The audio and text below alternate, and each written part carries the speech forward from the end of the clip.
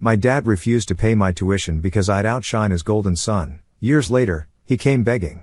And I gave him a lesson he'll never forget. I'm 32 now, and I've got a younger brother who's 27.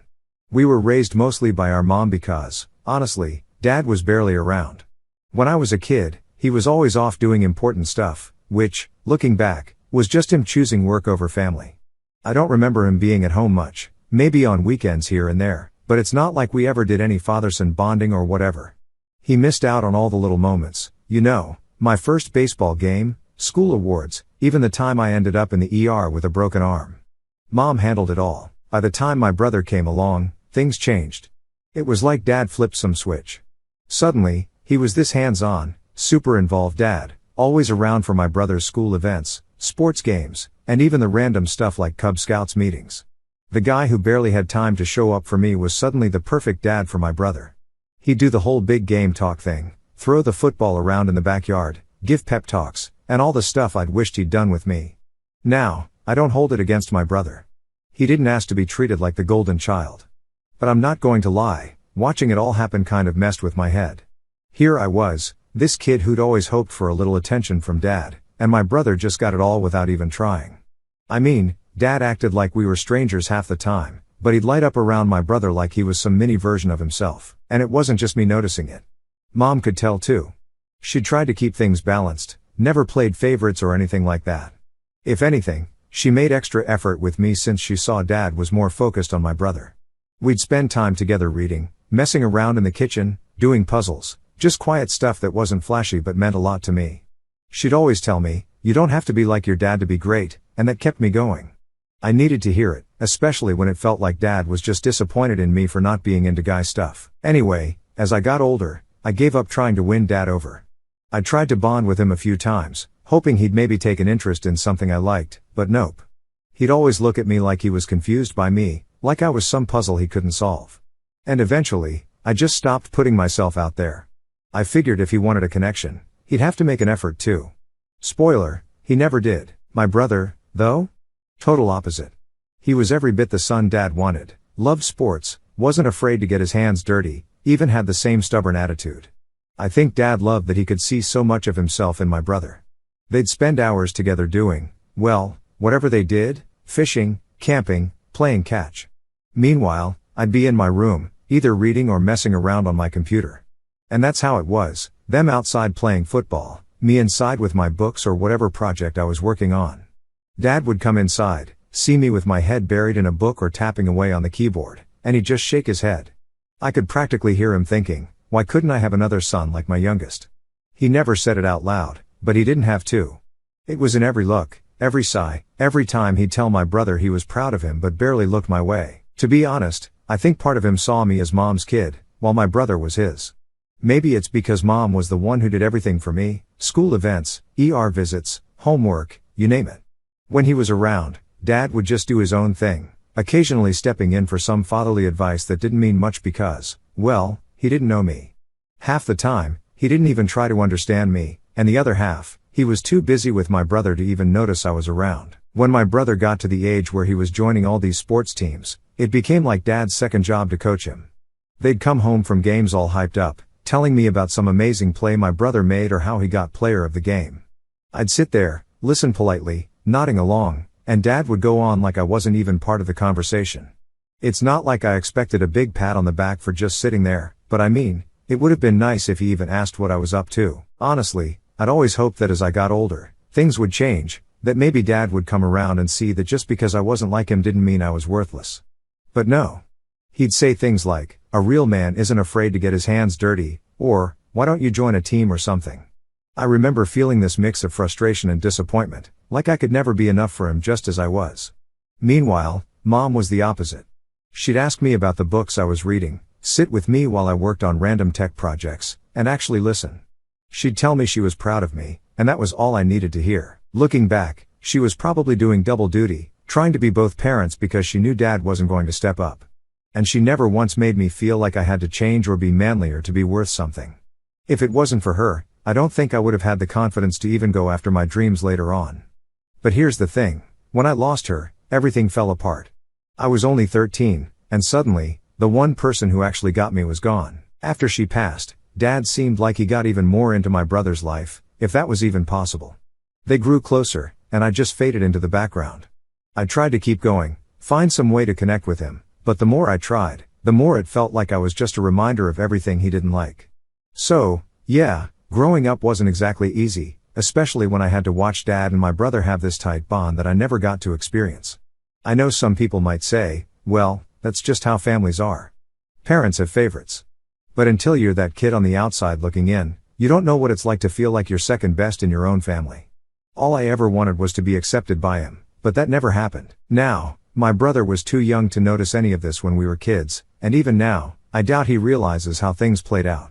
It's not his fault, and I don't hold it against him, but I can't forget it either. Losing Mom changed everything. I was 13, just barely a teenager, and I'd lost the one person who actually got me. It was like my whole world went dark. Without her, I felt adrift, like there was no one left in the house who saw me, let alone understood me. She'd been my only support, the only one who thought I had potential, and now she was gone. After she passed, things around the house got way more intense. You'd think losing a parent would make everyone pull together, right? Like we'd all start relying on each other to cope. But that didn't happen, not even close. My dad and brother seemed to carry on as if nothing had changed, like we hadn't just lost the heart of the family. I was devastated, trying to process this huge loss, while they acted like everything was normal. If anything, my dad just seemed to lean even more into his relationship with my brother, leaving me in the dust. I remember coming home from school one day, maybe a few months after Mom passed.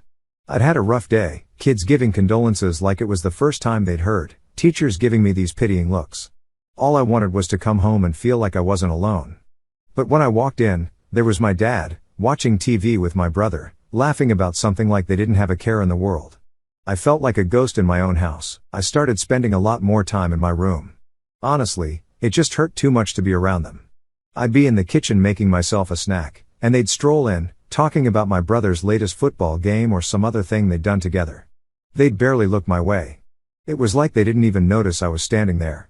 I'd try to chime in sometimes, add to the conversation, but Dad would just give me this look that said, "Why are you interrupting?" I eventually just gave up. With Mom gone, I didn't even know who I was supposed to turn to. I needed support, someone to talk to about how hard things had gotten, but there was no one. Dad was too busy treating my brother like his little protege, and my brother, well, he was just a kid. He was wrapped up in his own life, probably not even realizing how different things were for me. So, I threw myself into what I knew, tech, coding to be specific. At first, it was just a distraction, a way to keep my mind off things. But the more I dove into it, the more I realized I was good at it. I'd spend hours teaching myself new things, working on projects, making websites from scratch. Every time I figured something out, I'd feel this little spark of satisfaction. It was something to hold on to, something that didn't depend on anyone else, and for a while, it was enough. But, of course, Dad didn't see it that way.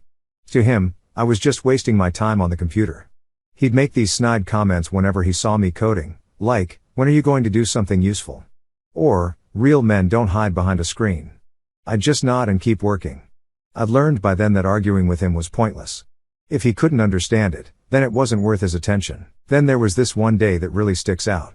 I'd been working on this project for weeks, building a small program that could help with basic tasks, something simple but cool, especially for my age. I was excited, It was finally working, and I wanted to show someone. My first instinct was to tell my dad, stupid as that sounds now. I guess I still wanted his approval, no matter how many times he'd ignored me. So, I went up to him, showed him what I'd built, and explained how it worked, hoping he'd see how much effort I'd put in.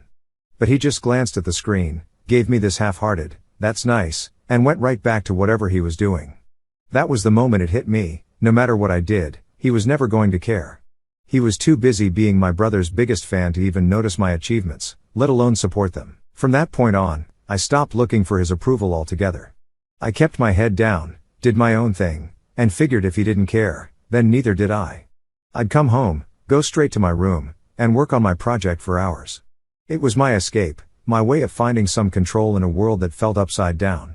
And every time I'd learn something new or build something cool, it was like a little victory, even if no one else cared. I started saving up, doing odd tech gigs here and there for people who needed help, fixing computers, building simple websites, troubleshooting, whatever I could find to make a little cash. It wasn't much, But it was enough to keep me going, enough to make me feel like I was actually getting somewhere. I didn't need Dad's approval or his praise. I was figuring things out on my own. Meanwhile, my brother was thriving under Dad's guidance. He was the star of the football team, always getting hyped up at family gatherings, while I'd get the usual, "Oh, and you're still doing the computer stuff?" I'd just nod, figuring there was no point in trying to make them understand. My brother got all the attention, all the pride from our dad, while I was left to figure things out on my own. And look, I know it sounds petty, but when you're that age, stuff like that matters. When your family doesn't seem to care about the things that make you who you are, it messes with you. It makes you wonder if maybe they're right, if maybe what you're doing really is a waste of time. But I pushed through, kept working on my tech stuff because deep down, I knew I had to prove it to myself that I was worth something, even if my dad couldn't see it. After a while, I got used to being on my own. It was just easier that way. Dad and my brother had their world, and I had mine. They were all about sports, socializing, going out to games, while I was in my room with my laptop, coding my heart out. And honestly, it wasn't so bad. I had my little victories, my sense of purpose, and that was enough. But I'd be lying if I said I didn't sometimes look out the window and see them tossing a football around in the yard, laughing like they didn't have a care in the world, and wonder why I couldn't be a part of that, why I couldn't be the son my dad wanted, why I couldn't fit into that picture. I guess that's just how it was, though. I had my path, they had theirs, and I was learning to live with it. As long as I had my tech, my projects, I felt like I was building something real, something that mattered, even if Dad would never understand it. By the time I was finishing high school, I knew what I wanted to do, tech. I'd been tinkering with coding for years, and it was finally starting to pay off. I had a few small projects under my belt, a little online portfolio, and I was ready to make a career out of it. Going to college for computer science was a no-brainer for me. I didn't see any other way forward. So, I started applying. I didn't aim small either. I went for the big schools with solid tech programs, the kind that would open doors and get me where I wanted to be. I even lined up a summer internship at a local tech startup to get some real experience. For once, I felt like I was on a path that actually meant something, something that was mine. But here's where things got messy. My dad, who hadn't shown much interest in my tech journey, didn't exactly jump at the chance to support me. I knew college would be expensive, especially for the schools I'd gotten into, and while I had some scholarships lined up, I still needed help with tuition. So, I did what anyone in my position would do. I sat him down and laid it all out. I told him about my goals, about how tech wasn't just some hobby anymore but my future. He listened, but I could tell he was barely absorbing any of it. When I was done, he just sighed and said, "Look, I don't think it's worth spending all that money on something so unpredictable." He threw in a line about real jobs and something about stability, and all I could do was sit there, stunned.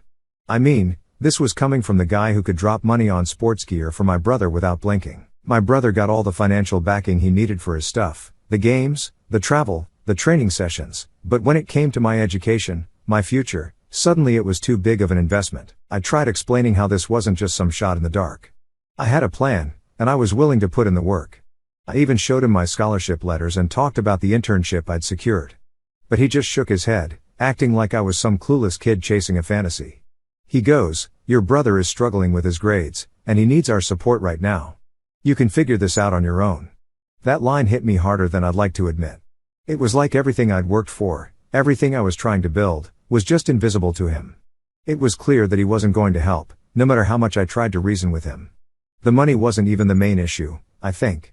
It was just that he didn't see tech as something real, something worth investing in. After that conversation, I packed up my stuff, left the house, and went straight to my aunt's place. My mom's older sister had always been there in the background, and she was the one person I felt I could turn to. She didn't have a fancy house or a ton of money, but she listened. I told her everything, the whole mess with my dad, and she didn't hesitate to offer me a place to stay. Moving in with her wasn't easy, though. Her house was smaller, and it was in a completely different part of town. I had to switch schools, leave behind what few friends I'd managed to keep, and start over. But it was the only choice I had.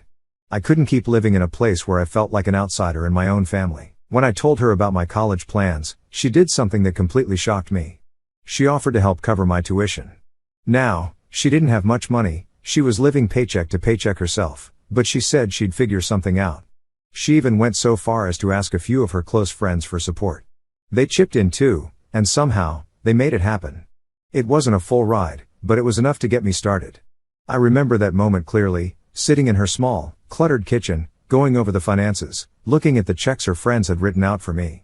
It was one of the most humbling experiences of my life. These were people who barely knew me, but they believed in me more than my own father did. I promised myself right then and there that I'd make every dollar count, that I wouldn't let their faith in me go to waste. So, I enrolled in college, focusing on computer science. It was surreal, finally getting to study what I loved. I kept my head down, worked hard, and picked up as many skills as I could.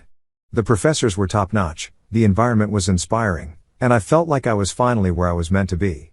For the first time, I didn't feel like I was running uphill just to prove myself. During college, I also started working on some side projects. I'd been sitting on an idea for a while, something I thought could really make a difference in the tech space. Between classes, assignments, and part-time gigs, I'd chip away at this project, pouring every spare minute I had into it. It wasn't easy. Balancing everything was exhausting, but I was determined to make it work. Looking back, that period of my life was the turning point. Every late night, every weekend spent coding instead of going out, every dollar I scraped together, it was all building towards something bigger. And through it all, my aunt was there, cheering me on, even if she didn't fully understand what I was doing. She'd ask questions, genuinely interested, even if the tech jargon went over her head. Just knowing she was in my corner kept me going. I'd like to say that this whole experience made me stronger, and maybe it did, but it also left a mark.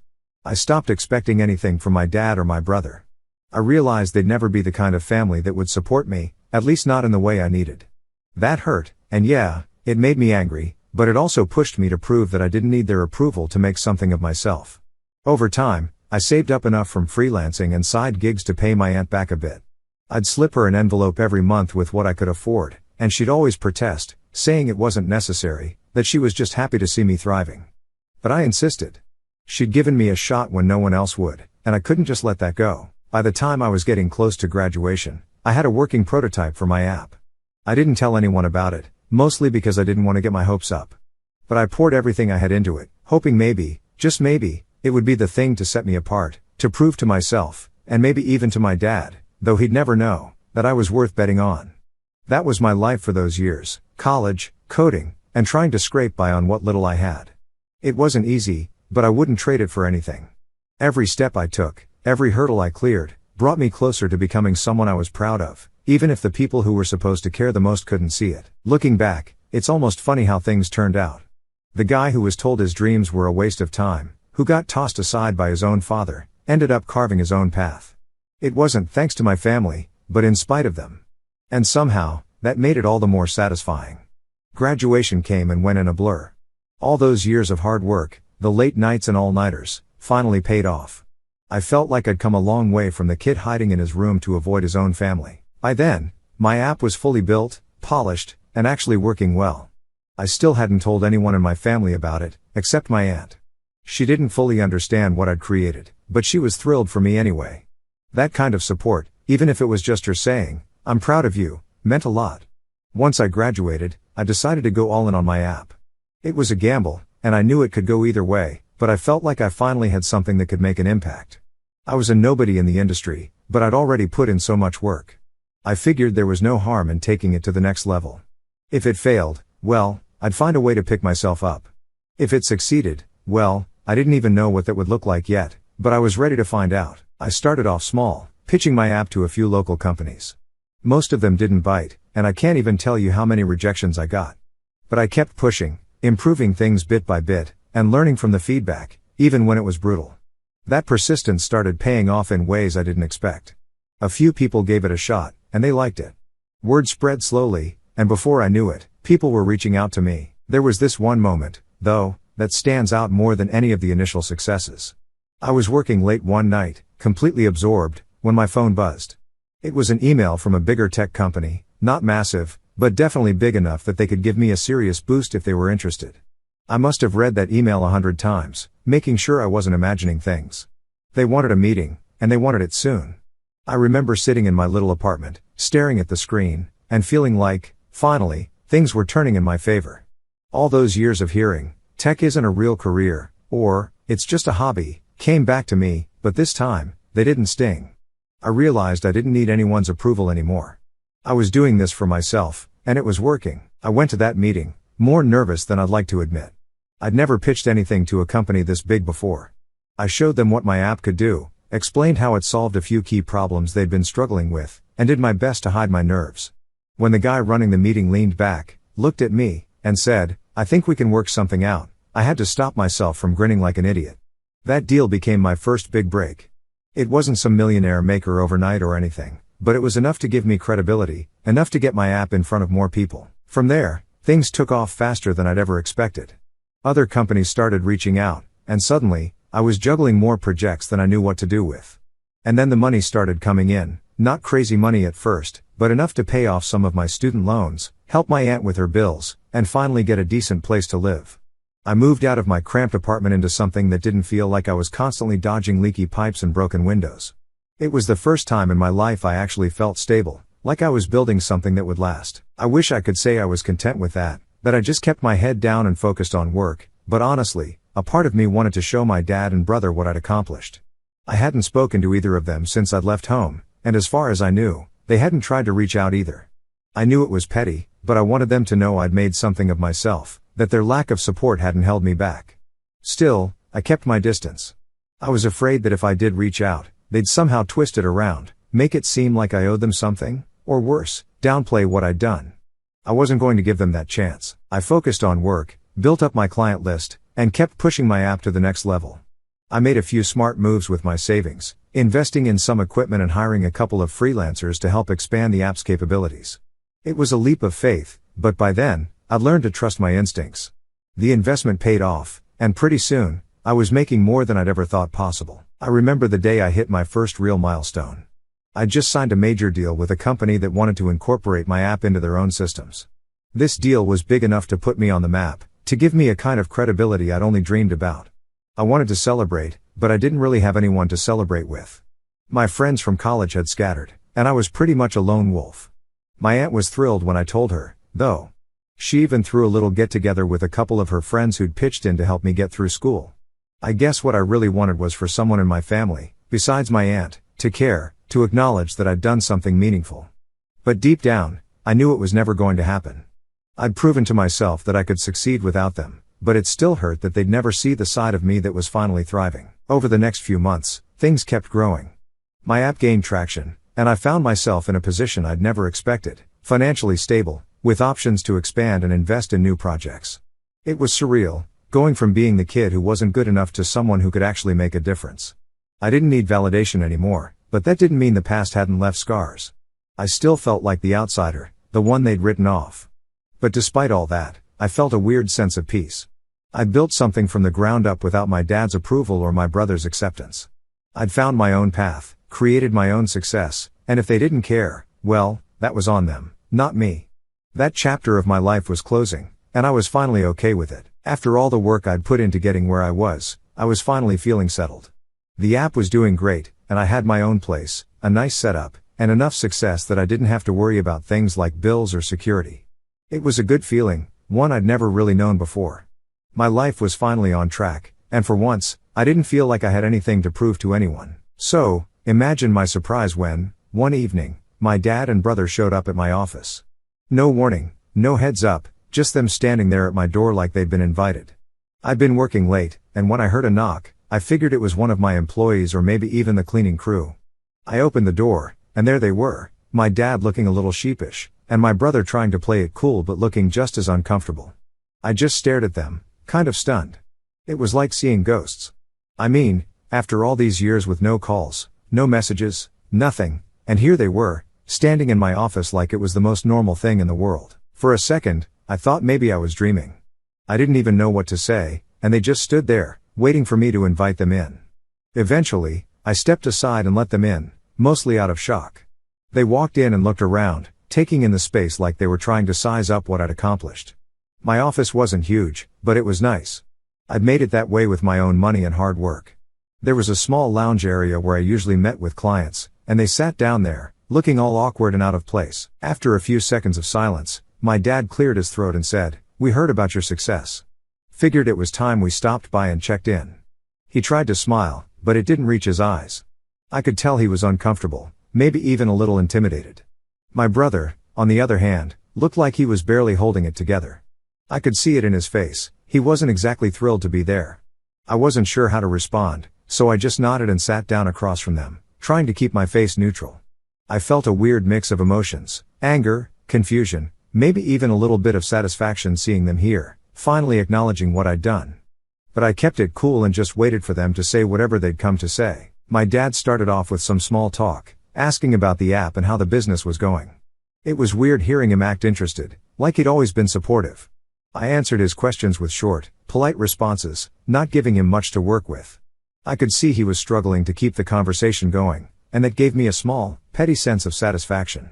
After all the years of him dismissing me, here he was, trying to play the proud dad, and it just didn't sit right. Finally, after a few minutes of this awkward back and forth, my brother jumped in. He didn't bother with the small talk. "Look, we need your help," he said, cutting right to the chase. My dad shot him a look, probably annoyed that he'd been so blunt, but I was glad he'd said it. At least now we were getting to the real reason they were here.